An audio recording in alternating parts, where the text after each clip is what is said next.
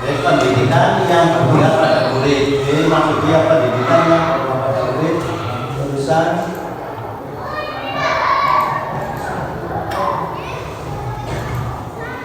pemikiran yang diajarkan Dewan Ki Hajar Dewantara, yaitu pertama ya trisentra pendidikan, trilogi pendidikan, kemudian pengajaran pendidikan sesuai kodrat alam, pendidikan sesuai dengan kodrat zaman.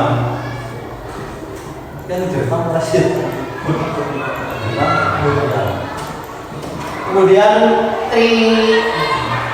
trisentra pendidikan, ada 3 pusat pendidikan, di antaranya yaitu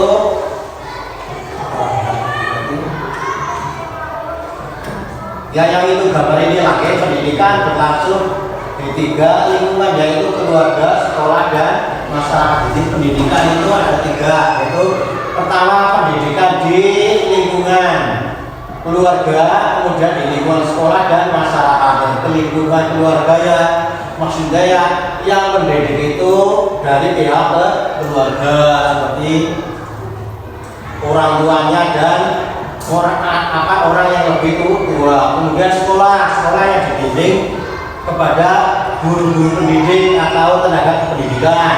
Kemudian di masyarakat ya pendidikannya itu disesuaikan dengan lingkungan masyarakat.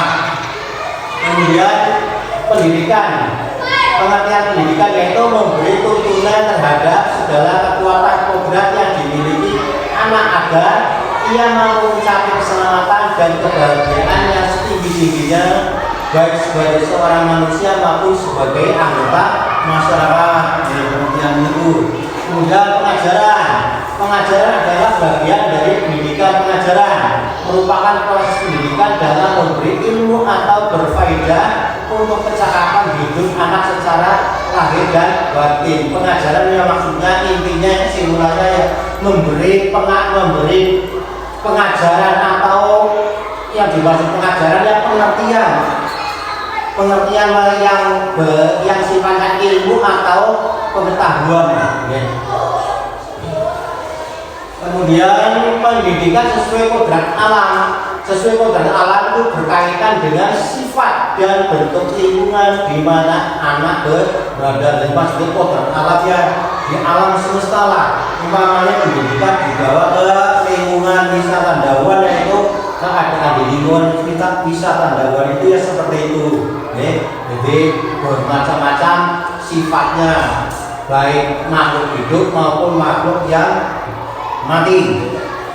Kemudian selanjutnya kodrat zaman berkaitan dengan isi dan irama. Kodrat zaman bisa diartikan bahwa kita sebagai guru harus memberi keterampilan kepada siswa sesuai zamannya agar mereka bisa hidup. Maksudnya ya kodrat zaman yang mengikuti keadaan zaman. Jadi pendidikan pada lingkungan mendidik zamannya sekarang semacam ini dalam menyampaikan pelajaran seperti zaman pada waktu penjajahan itu ya murid kayaknya tidak bisa mengerti, kurang memahami. Kemudian implementasi pemikiran KHD yang dapat diharapkan dalam kelas sekolah, yaitu mendesain dan melaksanakan pembelajaran yang menyenangkan, menarik, dan berpusat pada peserta didik atau student center.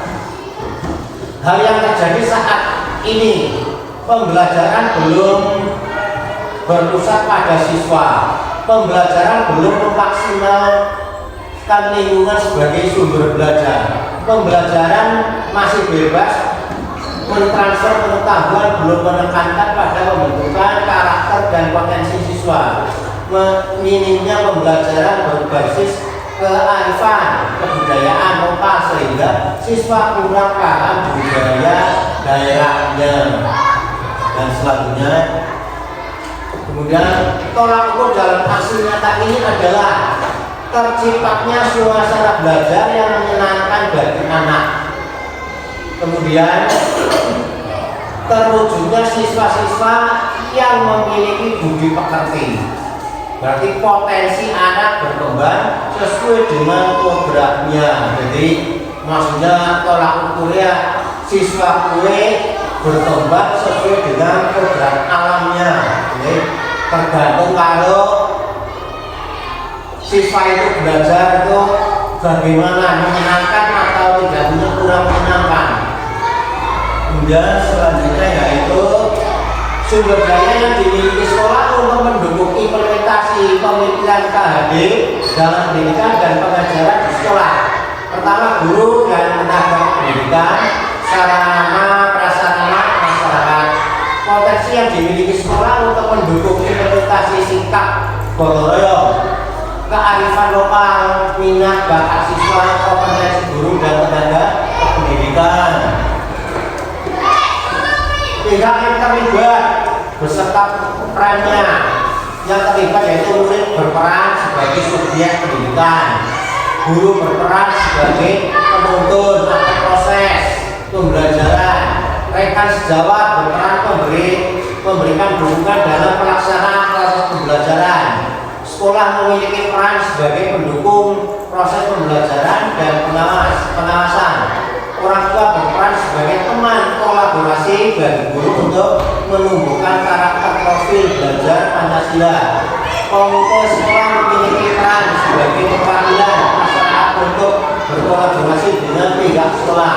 Dinas Pendidikan dan Kebudayaan sebagai monitoring dan kebijakan. Tindakan yang dilakukan: mendesain dan melaksanakan pembelajaran yang berpusat pada siswa dengan menggunakan pembelajaran learning dan menggunakan metode permainan, memberikan pendidikan budi pekerti dengan melaksanakan pembiasaan dalam kegiatan keamanan di sekolah maupun di rumah, dan menumbuhkan sikap sopan santun, disiplin, gotong royong, dan kreatif pada siswa. Melakukan koordinasi dengan pihak kepala sekolah, guru, dan orang tua siswa untuk mewujudkan pembelajaran yang menyenangkan dan berpusat pada siswa serta yang sesuai dengan pemikiran Ki Hajar Dewantara. Terima kasih.